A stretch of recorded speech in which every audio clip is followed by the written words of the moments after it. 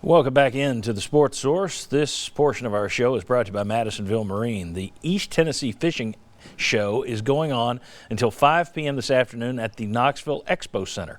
That's the East Tennessee Fishing Show till 5 p.m. today at the Knoxville Expo Center. Madisonville Marine right there with all kinds of great boats, great deals. Stop by the Expo Center today. There's no better place to buy a boat than Madisonville Marine. That counts when they're on the road up here in Knoxville as well. Madisonville Marine. All right. The number 3 UConn Huskies held off the number 23 Lady Vols of Connecticut on Thursday night. It was the program's first meeting since 2007. At halftime, the University of Connecticut presented the Pat Summitt Foundation with a check for $10,000. Joe Cronin was there. Gino Auriemma was there. Kelly Harper came out. Gino Auriemma had to wipe tears from his eyes. Joe Cronin kind of put an arm around it. It was kind of a letting bygones be bygones, it seemed. And I don't want to hear it. We already discussed this. I'm going to hear people saying, you only talk about it when they lose. This isn't about the game. I want to talk about that rivalry because in sports there are so few great rivalries, and that was the best in women's college basketball. There was bad blood there. Time has passed. Tennessee plays UConn next year here in Knoxville, and then that's it. Should that be it, or should this be renewed on a regular basis? I think it should be renewed, and my reason is going to be pretty simple. You could just repeat what I said about the Memphis conversation a few weeks ago. Fans get more excited about it. There's more interest. You get more national coverage for the sport as well. So I think there's more benefit to not just people in Knoxville and up in Connecticut. I think it's for the sport. You want to see Tennessee play at a higher level for the series, sure, but fans are more into it, so keep playing. Well, what's the next best rivalry in women's basketball? I thought about that. And I was covering some of this when it went along, and Pat was upset over the recruitment of Maya Moore. And Connecticut took her to ESPN, violation. It ended after the 2000 season.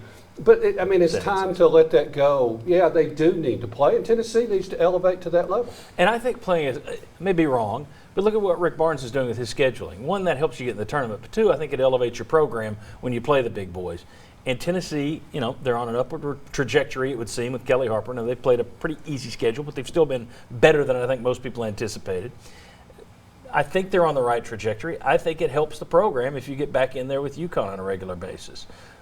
Mark, you coached. Was that wrong, right? A couple of thoughts. From UConn's perspective, the game has changed, so now there's more of the quality programs, not like the Tennessee. I get where Tennessee Lady Vols are in women's college basketball, but they're scheduling because they're recruiting nationally, so they only have so many non-conference games, and when you recruit a player, you say, hey, we're going to get you one game back home on the West Coast, and so that takes away. So there's some scheduling things there too. But you had mentioned Memphis. My thing on if a coach and Coach Harper is judged eventually by how they do in wins and losses versus a certain opponent, like Barnes in Memphis, Harper in UConn, if you have a perception that a program is cheating, then I would not schedule them because I'm now saying if the cards are not being dealt evenly because of how recruiting is going, and then my fan base and my administration is going to judge me in how I perform against that program, I'm not going to schedule them. I'm not saying that's going on now. Yeah, I do believe that they should schedule this beyond next year because I do think it's with 3 daughters. We tuned in, we wanted to watch the game, and we were sharing with my 9-year-old daughter about the tradition of these rivalry, and so I think it's important for women's basketball. Auriemma wanted this series played in New York City at Madison Square Garden and then at Bridgestone Arena in Nashville. So let's put them in the biggest possible spotlight as we can. You said there weren't a lot of people that bought into that. Mike, your thoughts? Should they renew it, and should they renew it on campus, or should they? Well, I'm going to go back to what Josh said about the Tennessee-Memphis men's basketball. For the same reason I'm for that, I'm for Tennessee playing UConn and women's basketball. You got 15 non-conference games. Go play some exciting games that gets people worked up. Now, I don't think this is going to go well for Tennessee playing them every year, whereas the Tennessee-Memphis men is going to be more of an even matchup, I think. But if it's raising money for a good cause, right, and if it's, like I said, you got all these games to fill, play them. And see, the series started in '95, and you played 22 times in 12 seasons. And those were some of the most memorable games of that whole year in women's college basketball. Yeah, bring it back. Yeah, I think so. And you know what you're saying is, I think you're right. It wouldn't go well for Tennessee now, but I don't know that holds forever. That's like you look at the Tennessee-Alabama series. You got people saying we ought to drop that. Well, would Alabama say that when they lost 11 straight to Tennessee? Because that happened. So Yeah.